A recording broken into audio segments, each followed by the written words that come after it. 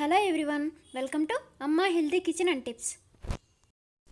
ఈరోజు గోంగూరతో మరో మంచి రెసిపీని మీతో షేర్ చేసుకోబోతున్నాను. అదే గోంగూర పప్పు అండి. ఈ పప్పు చాలా టేస్టీగా ఉంటుంది. మీరు ఒకసారి ట్రై చేసి చూడండి, మీకు ఖచ్చితంగా నచ్చుతుంది. ఇది పప్పు తినని వాళ్ళు కూడా చాలా ఇష్టంగా తింటారు. మరి దాన్ని ఎలా తయారు చేసుకోవాలో ఏంటో ఇప్పుడు చూసేద్దామా. ముందుగా 1 అవర్ పాటు నానబెట్టుకొని ఉంచుకున్న ఈ కందిపప్పుని బాగా వాష్ చేసేసుకొని పెట్టుకోవాలి. ఇప్పుడు ఇందులో మనం ముందుగా కట్ చేసి పెట్టుకున్న 2 మీడియం సైజ్ టమోటాలు, ఒక 4-5 పచ్చిమిర్చి ముక్కలు, 4 వెల్లుల్లి రెబ్బలు, 2 ఆనియన్స్ వేసుకోవాలి. ఇప్పుడు ఇందులోనే వాష్ చేసి పెట్టుకున్న గోంగూరను కూడా యాడ్ చేసుకోవాలి. ఇందులో 1/2 టేబుల్ స్పూన్ పసుపు, 1/2 టేబుల్ స్పూన్ నూనె వేసుకొని మూత పెట్టేసి ఒక 5-6 విజిల్స్ వచ్చే వరకు ఉడికించుకోవాలి. కందిపప్పు కాబట్టి కొద్దిగా లేట్ అవుతుంది.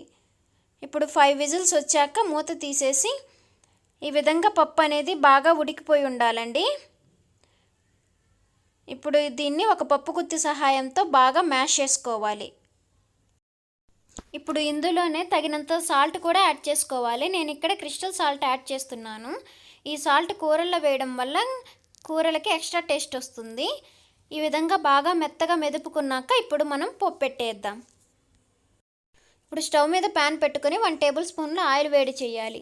ఆయిల్ వేడెక్కాక ఇందులో 1 టేబుల్ స్పూన్ పోపు గింజలు వేసుకొని అవి కొద్దిగా చిటపటలాడాక ఇప్పుడు ఇందులో 2 ఎండుమిర్చి, ఒక మీడియం సైజ్ ఆనియన్ కట్ చేసుకొని వేసుకోవాలి.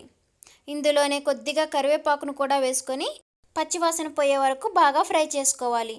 ఇప్పుడు ఆనియన్స్ కొద్దిగా ఫ్రై అయ్యాక ఇప్పుడు ఇందులో మనం కోర్సుగా దంచుకున్న ఈ వెల్లుల్లిని కూడా యాడ్ చేసుకోవాలి. ఈ వెల్లుల్లి కూడా బాగా గోల్డెన్ బ్రౌన్ కలర్ వచ్చే వరకు వేయించుకొని మనం ముందుగా మ్యాష్ చేసి పెట్టుకున్న ఈ పప్పులోకి యాడ్ చేసుకోవాలి. ఇప్పుడు ఇదే ప్యాన్లో 1 టీ గ్లాస్ నిండా వాటర్ పోసేసి ఆ వాటర్ బాగా మసిలే వరకు ఉంచుకోవాలి. ఇలా చేయడం వల్ల ఆ ప్యాన్కున్న ఎక్స్ట్రా ఆయిల్ ఏదన్నా ఉంటే ఈజీగా వాటర్లోకి వచ్చేస్తుంది. ఇప్పుడు ఇందులోనే కొద్దిగా కొత్తిమీరను కూడా యాడ్ చేసుకొని ఇప్పుడు ఈ వాటర్ని మనం పప్పులోకి యాడ్ చేసుకోవాలి. ఇప్పుడు దీన్ని ఒక్కసారి బాగా కలిపేసి ఇవి కొద్దిగా బబుల్స్ వచ్చే వరకు ఉడికించుకొని దించేసుకోవడమే.